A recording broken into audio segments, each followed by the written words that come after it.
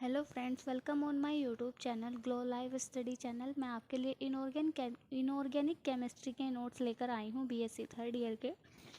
Chapter number 2 है book का, और देख लेते हैं चैप्टर नंबर 2 में क्या है। इसका नाम है thermodynamics and kinetic aspects of complex, यानी कि धातु जटिल यौगिकों के ऊष्मागतिकी तथा गतिक रूप हैं। तो हमें इसे पढ़ने के बाद थोड़ा सा हम सबसे पहले देख लेते हैं कि इसका इंट्रोडक्शन क्या होता है, उसके बाद हम अपना टॉपिक स्टार्ट करेंगे।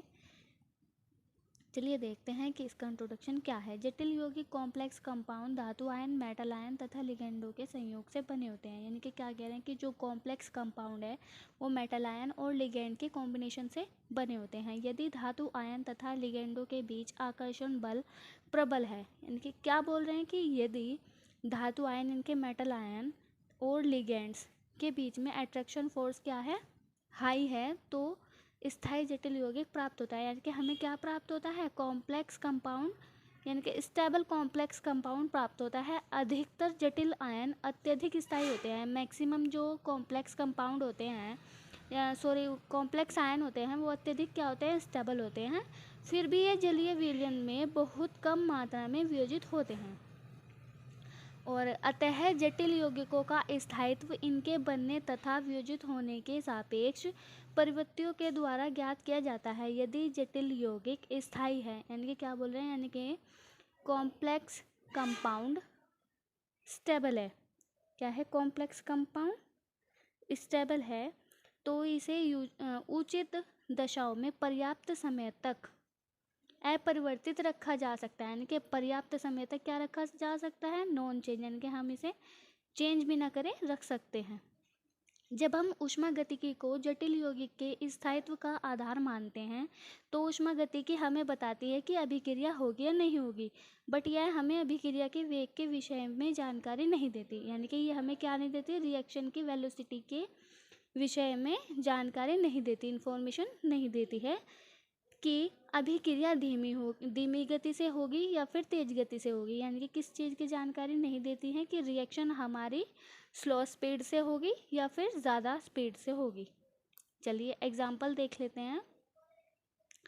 कभी कभी जटिल यौगिक का बनना ऊष्मागतिकी रूप से भी संभव होता है। यानी कि जो कॉम्प्लेक्स आयन का जो बनना होता है, ऊपर ऊपर इन्होंने कहा है कि कॉम्प्लेक्स कंपाउंड धातु आयन और लिगेंड्स के संयोग से बनते हैं।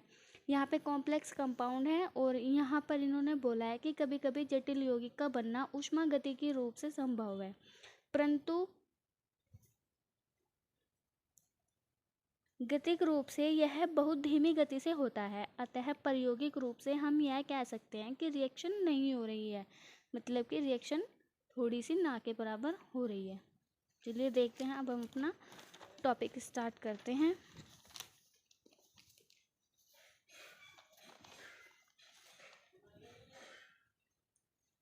अब एक क्वेश्चन पूछा जाता है, धातु संकुलों मेटल कॉम्प्लेक्स की ऊष्मागतिकी अवधारणा थर्मोडायनेमिक्स एस्पेक्ट्स को समझाइए।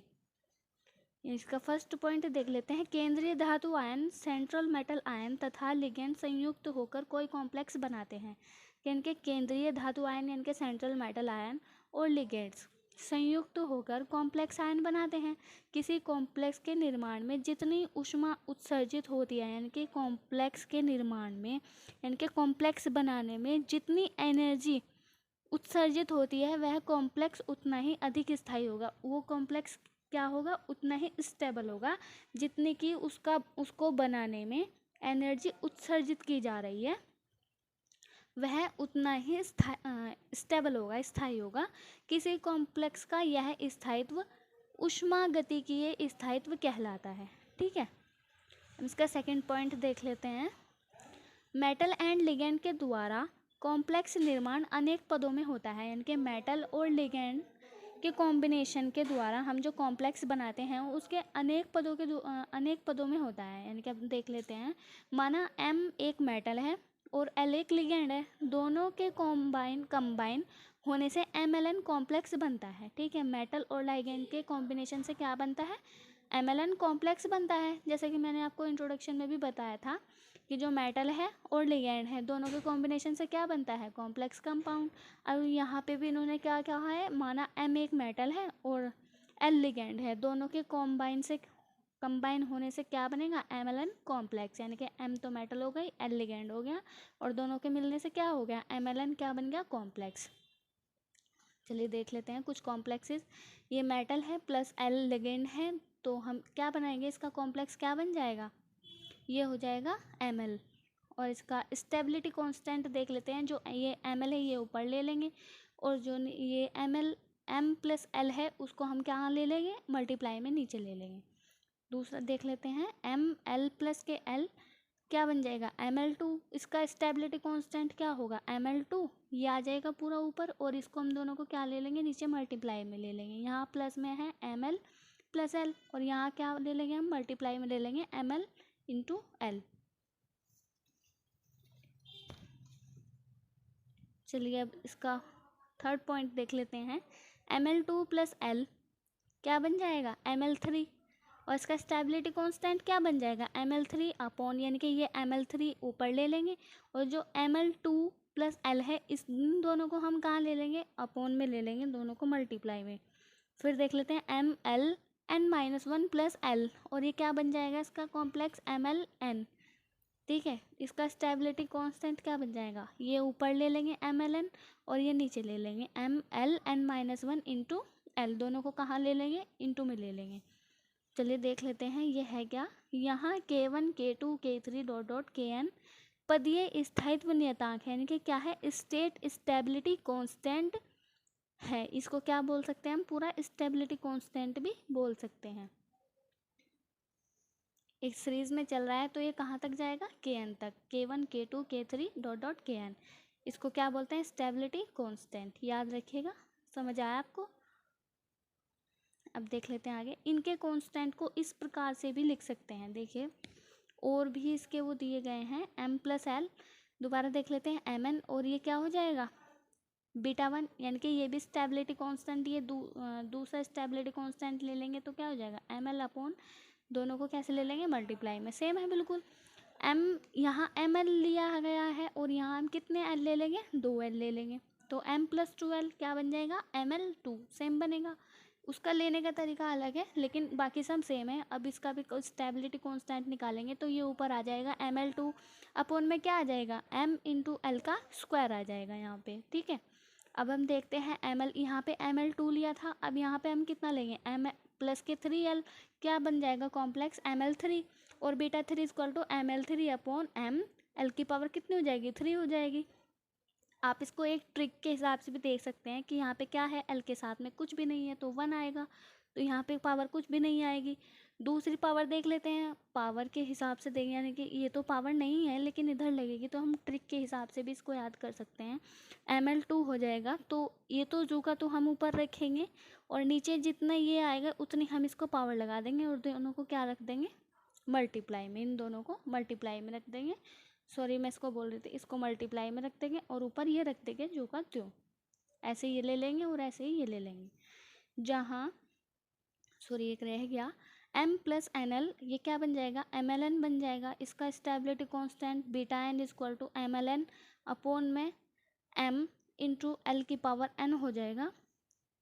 लास्ट में हम क्या ले लेंगे, ये ऐसे ही चलती रहेगी सीरीज, तो हम लास्ट में क्या ले लेंगे, M प्लस n ले लेंगे। ठीक है, यही सीरीज़ है कि हम लास्ट में क्या ले लेंगे, n ले लेंगे, जैसे हमने पिछली बार वहाँ क्या लिया था, n ही लिया था। जहाँ β1 β2 β3 βn क्या है, समग्र संवहन नियतांक तथा स्थायित्व नियतांक भी कहते हैं, यानी कि इसको भी स्टेबिलिटी कांस्टेंट बोल सकते हैं।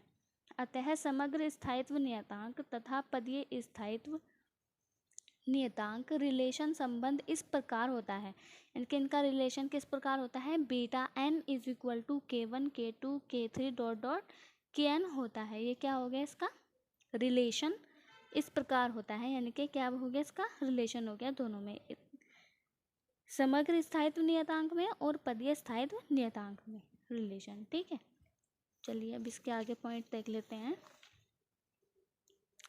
किसी कॉम्प्लेक्स का स्थायित्व नियतांक जितना अधिक होगा उतना कॉम्प्लेक्स उतना ही अधिक स्थायी होगा। यानी कि इन्होंने क्या बोला है, देखिए यहाँ पे इन्होंने बोला है कि कॉम्प्लेक्स का स्थायित्व नियतांक यानी कि जितना अधिक होगा, क्या होगा, कॉम्प्लेक्स का स्टेबिलिटी कांस्टेंट जितना हाई होगा, कॉम्प्लेक्स उतना ही अधिक स्थायी होगा। जो कंपाउंड होगा वो उतना ही स्टेबिलिटी होगा, उतना ज़्यादा ही स्टेबिलिटी होगा, स्टेबल होगा। सेकेंड पॉइंट है कॉम्प्लेक्स के निर्माण में मुक्त ऊर्जा परिवर्तन फ्री एनर्जी चेंज कॉम्प्लेक्स के ऊष्मागतिकी स्थायित्व का दर्शाते हैं। अब देखिए डेल जी नोट बराबर माइनस के R T L N beta n, ठीक है, जहाँ हमारे डेल जी नोट क्या है, फ्री एनर्जी चेंज है। और अब हम इसको ऐसे भी लिख सकते हैं -2.303 R T log 10 beta n. तो हम डेल जी नोट बराबर क्या ले सकते हैं, डेल एच नोट माइनस के टी डेल एस। अब जहाँ हम देख सकते हैं कि डेल एच क्या है, एंथैल्पी परिवर्तन है, और टी क्या है, परमताप यानी कि टेम्परेचर, और डेल एस क्या है, एंट्रोपी चेंज, एंट्रोपी परिवर्तन। ठीक है, अब ये देख लेते हैं हम माइनस के 2.303 R T log 10 beta n बराबर क्या होता है, डेल एच माइनस के टी डेल एस माइनस के 2.303 R T log 10 beta n is equal to del H upon T minus के डेल एस। ठीक है, आप देख लीजिएगा आपको समझ आए। अगर आपको मेरी वीडियो अच्छी लगी हो तो आप मेरी वीडियो को लाइक एंड सब्सक्राइब ज़रूर करें।